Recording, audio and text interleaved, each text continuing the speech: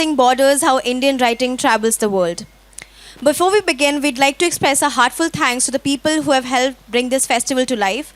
Title partner Manipal Academy of Higher Education, Platinum partner JSW, Gold partner LCA Electronic City Industries Association, and Repro Books. I would like to call Kanishka Gupta, Deepa Bhasthi, Mouthushi Mukharjee, and Aananth Dakshinamurthy on the stage, please. Hello everyone. Sorry we are a little bit late behind the schedule, but the following is lunch, so we'll take a few minutes from our lunch and to have this wonderful. It's a very short, brief panel of it's 20 minutes, and people here, and I don't have to introduce anybody. Deepa, Kanishka, and Mouthushi. It's a good mix of publishing professional here, like all stakeholders together, an agent, a translator, and a publisher. So this is, the topic is very similar to the morning session they had with just a different moderator. So I'm not going to take on the same topic that was given, but we'll kind of twist it into being more critical about Indian language publishing. The topic given was crossing borders, but are we there yet? Are we ready? Is Indian language publishing ready to cross borders is what I want to discuss today. And how standardized or how unorganized this industry is, and what do you want to at least do? What is the bare minimum that Indian publishers have to do to get into translation market or crossing borders within India or outside India? So I want to start with Kanishka. What is the bare minimum that Indian language publishers have to do? But some publishers are doing their bit, like Kanan is here, so he goes to Frankfurt Book Fair every year. How many years have we been to Frankfurt? Like Since 2007. Yeah. So he's, in a way, he's acting like his author's agent, which is very rare for publishers working in the US UK markets too. And then there is Govind DC, who goes to Frankfurt every year. In fact, they go to multiple fairs. My issue is that the awareness amongst writers that international publication is possible. There's a concept of an agent who can help, which is also now improving. So I think this your argument that not much is happening in Indian languages and we need to systematize it and maybe structure it better. I think this applies to specific languages as opposed to the whole, like all the languages, because it also depends on how evolved the industry is. Like for instance, the Tamil industry is publishing industry is very evolved. They have a huge readership. Similarly, if you look at best-selling writers in Malayalam, they sell 10 times more than best-selling writers in English. I'm talking about literary fiction, and I'm talking about writers who have not won international awards or even awards for their translation into English, like Benjamin, K.R. Mira, so many of them. Like there are dozens of writers, even debut writers, who may sell 20, 30,000 copies. And like I said, the biggest resistance comes from the publishers in the UK, US. But yes, I would like to see the Kannada industry, the literary industry, to be more organized. I would like to see like a lot of even Marathi is not very organized. I don't even know when was the last time there was a book from Marathi translated into English that was published in the UK, US. I think this book of this novella by Sachin Kondalkar, Cobalt Blue, but it was published by a small press in the US and it never got a UK deal. So I'm very surprised that we don't have enough happening in the Marathi literary scene. Enough Marathi books getting translated into English and then getting picked up at the UK, US. Same applies to Telugu. Same applies to so many other languages. Odia, for instance. Even if you look at the Northeast, I don't think any writer from the Northeast, and correct me if I'm wrong, has been translated into English and then got picked up by a UK, US publishers. The biggest advocates are still the translators, because I've never approached an author writing in Kannada, writing in Tamil, writing in Malayalam. I'm always approached by translators, and of late by publishers like Kanan, who think that something may have a big market abroad. So That's my take on this. So I think we should not uh, like accuse all the publishers of working in the same way. That's what I feel. Okay, fair enough. I just wanted to say, okay, these are established publishers in industry. So Kannan, DC, Ravi, or Govind, they have been in this industry and they follow ethical practices and they kind of have all this process set up for all these years. But there are publishers who still, like local publishers, who still publish and who still now want to get their work outside. I mean, there's no contracts in place, first of all, with authors. In most, I know for Telugu, I have heard firsthand from Telugu industry that a lot of authors don't have contracts with their publishers. Tamil industry has similar issue. I mean, how do you deal with it if they want to come,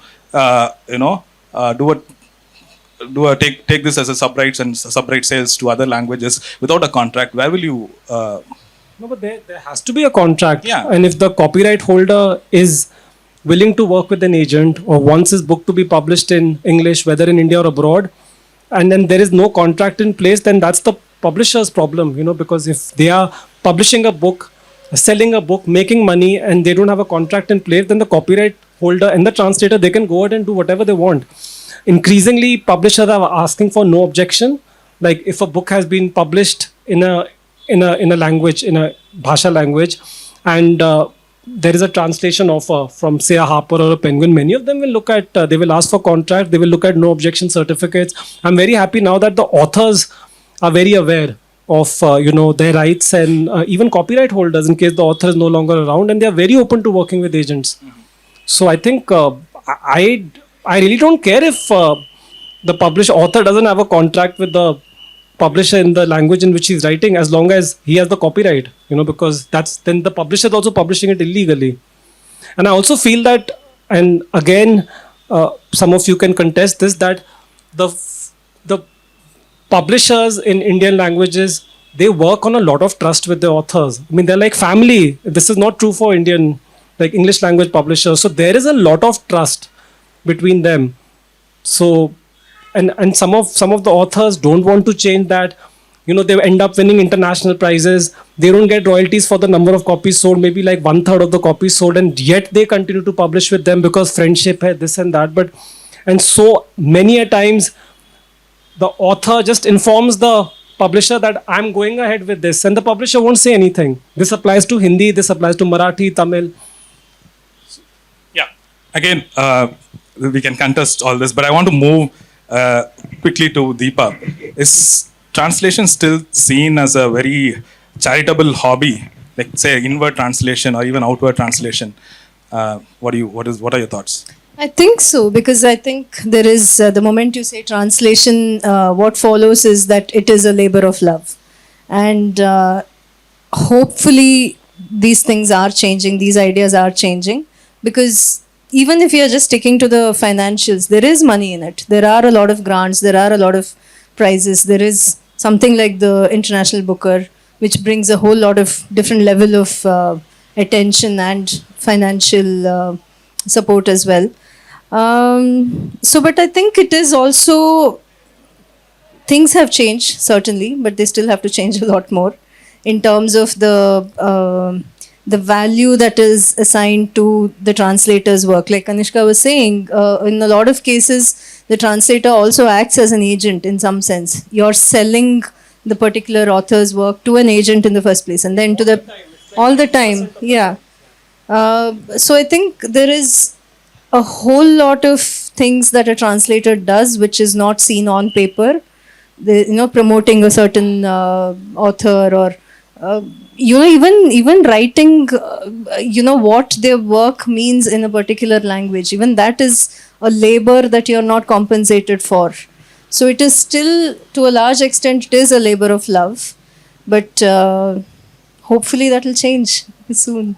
I mean, if the author doesn't speak the language, you have to interpret on the publicity events, promotions. Yeah, that also counts as. Yeah, there's a whole lot of things. I mean, right from the agenting part. I mean, we don't. The translator is not an agent, but you're still doing the same kind of work in selling the idea itself to an agent in the first place, and then they're on to the to the publisher, and then let's say it wins some award, or it brings some attention. Then you're speaking to the media. You're speaking to a whole lot of, you're writing proposals for grants, you're writing pitch notes, and there's so much work that goes behind this. So the actual translation is just one part of the translator's job.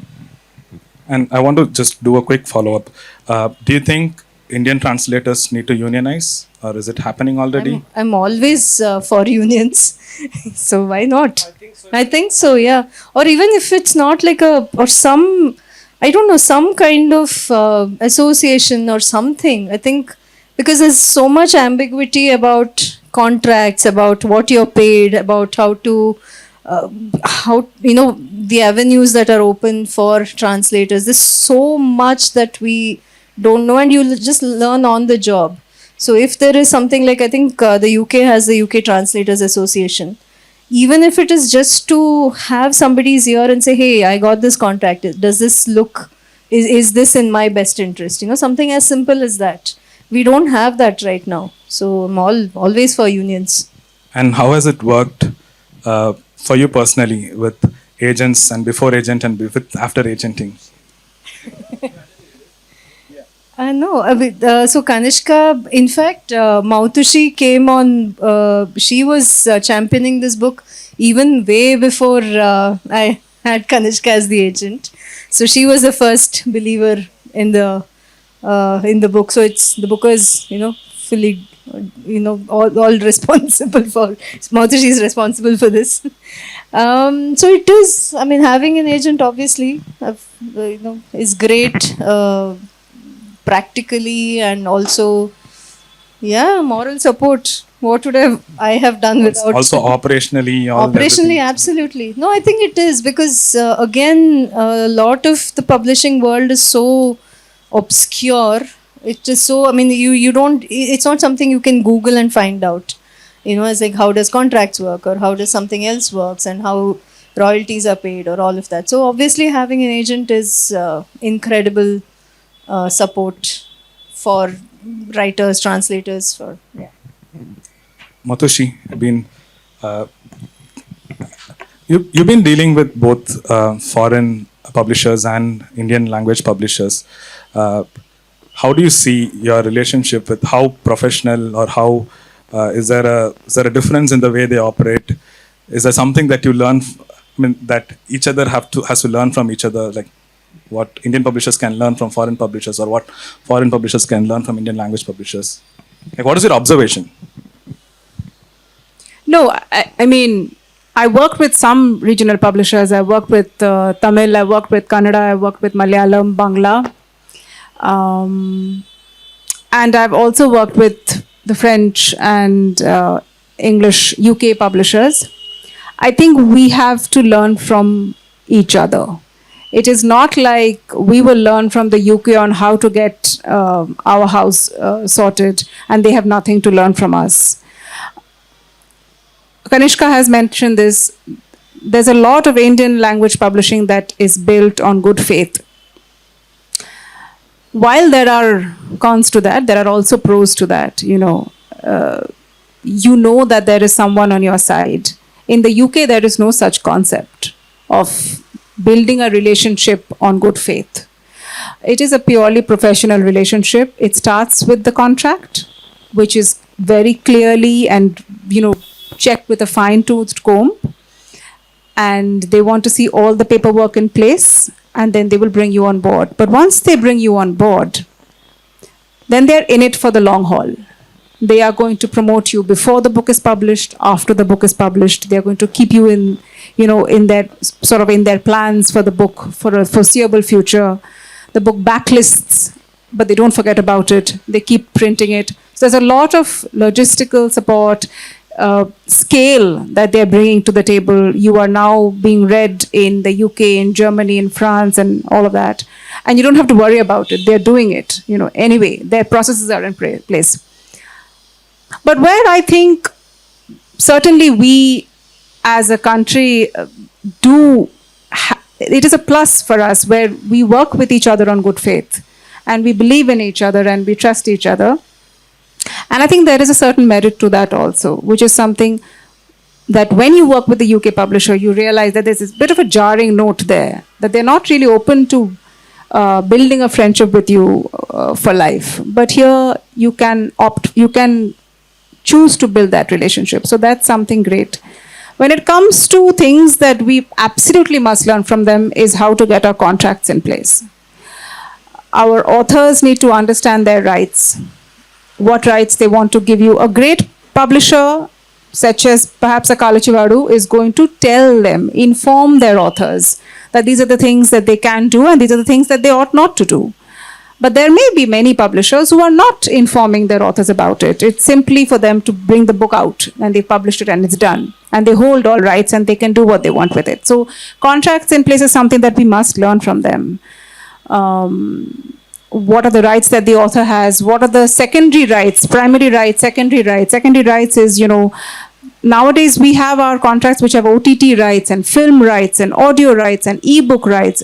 Does the author have these rights? Does he have translation rights? Somebody's coming to him and saying, I want to translate your book in Urdu.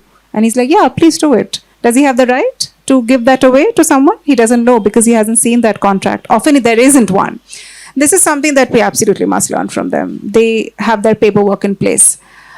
And the other thing that we should, I think, learn from them is timelines and deadlines and keeping to it.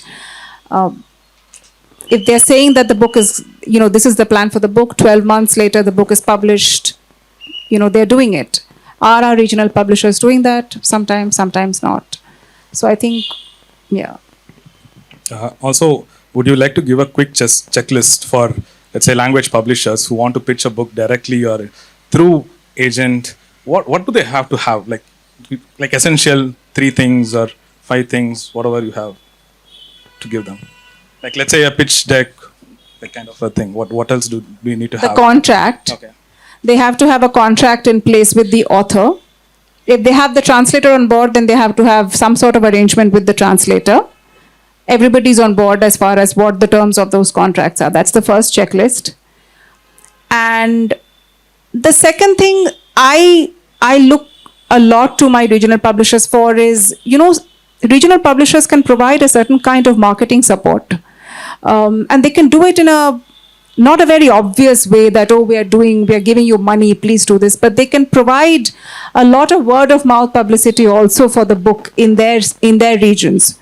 So when I publish a Tamil writer, I rely on my Tamil publisher to sort of talk about that book within their space, because I'm not coming to Chennai and my marketing publicist is not coming to Chennai every month, talking to the booksellers here, going to bookshops in Bangalore and talking to the Kannada writers. So I think where regional publishers can help us, those of us sitting in Delhi, and I think it helps to have someone on ground running and helping with publicity, word of mouth, talking about the authors, taking the authors to the bookshops, that kind of stuff, small things, relationships with bookshops.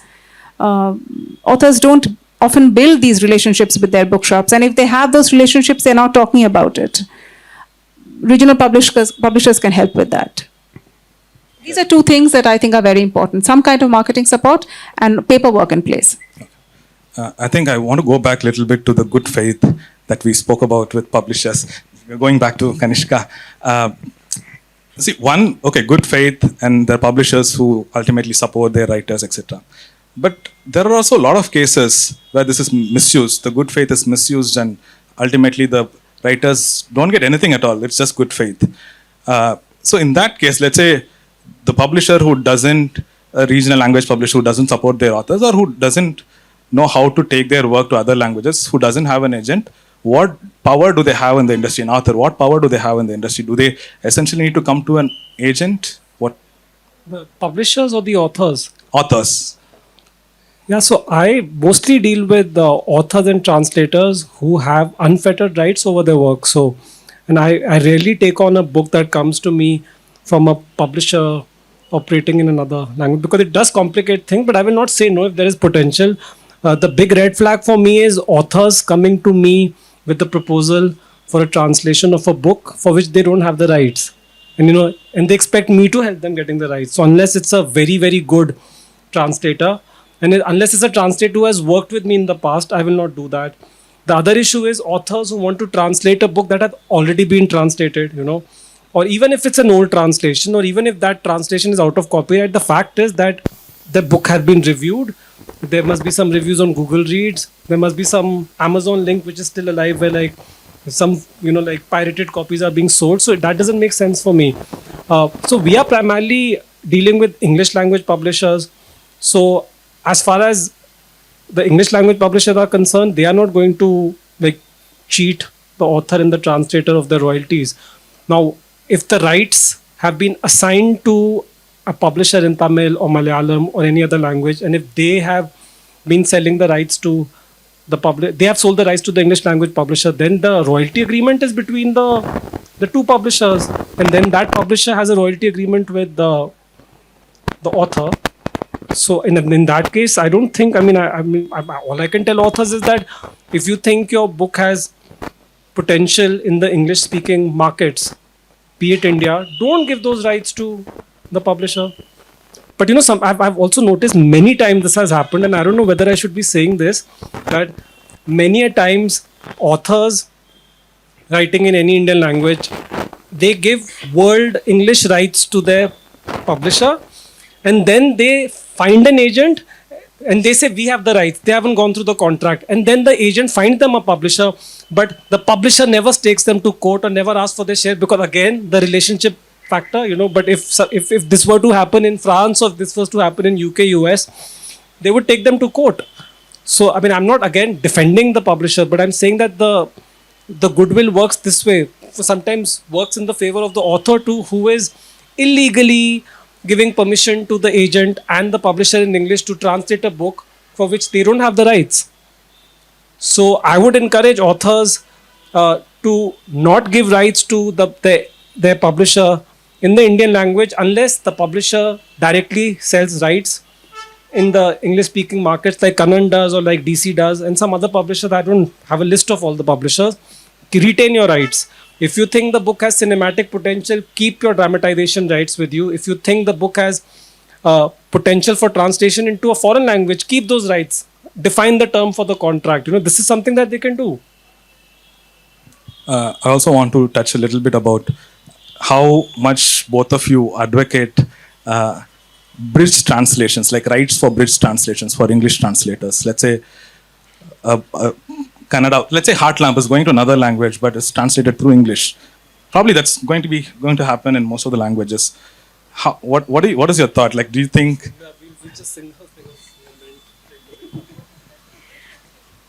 I don't know.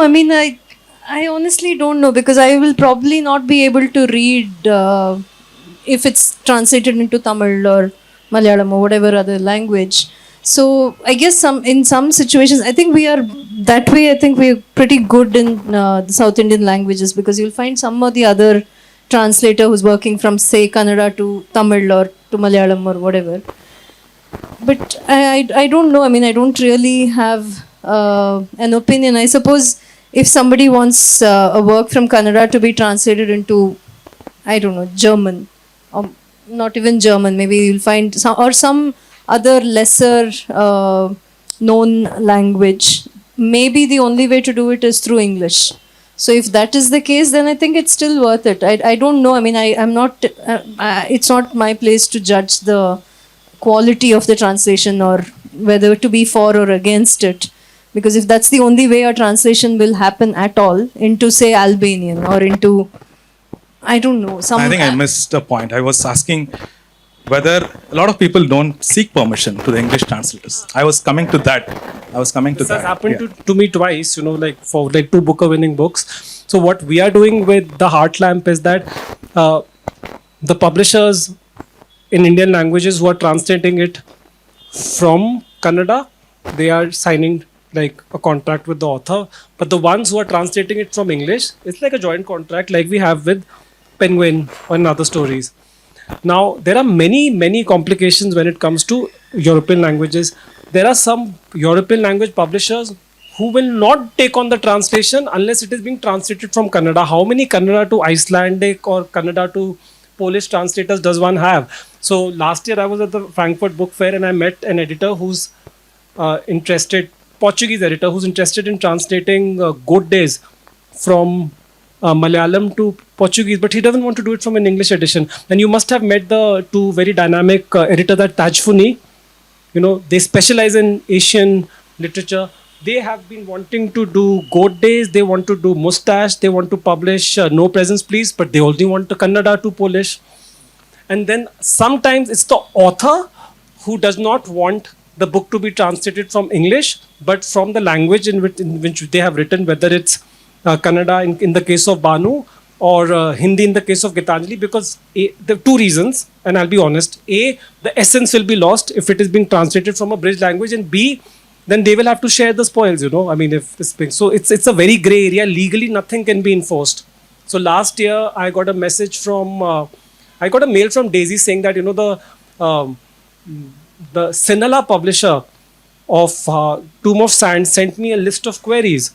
So I said, I don't even know about the Sinhala edition. And it clearly, and then we went on his LinkedIn profile, and he has no connection with Hindi, you know. I mean, he translates from English and another European language. So clearly it's being translated from English, but legally nothing can be enforced.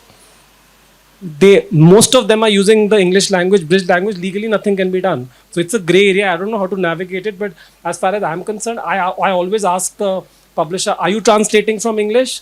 And if they say yes, then, you know, we do the contract differently.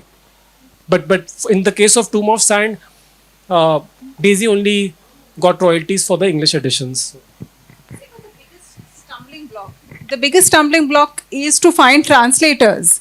That is your first problem. Then you go into the problem of translating from the bridge language. You first need to find a good translator from Kannada to Manipuri, Gujarati to Bangla. So many books are never translated because French publisher said no to Heartland because they can't find a good Kannada to French translation. But then the rights have been picked up, so it's difficult. But then the resistance is also from the publisher, who will either do it from the source language or they will drop it. No, I just meant it doesn't matter whether they do it originally from, so if they don't have a direct translator, it's okay to do from a bridge language. All I'm saying is legally nothing can be done. Yeah, how? Legally we can't, she can't take someone to court, some publisher who's using English as the bridge language. You can't legally. I mean, I've checked with the lawyers, maybe I'm wrong. Okay, that at least some UK, Anton is very, very for including him and giving certain percentage of royalty. We are doing, yeah, exactly. We are doing it for the Indian languages, but yeah, I mean, it is what it is. Right. Yeah. Cool. I think it's time already. I think we just only had 20 minutes. We are over time. I think thank you everyone for listening, and thank you panelists.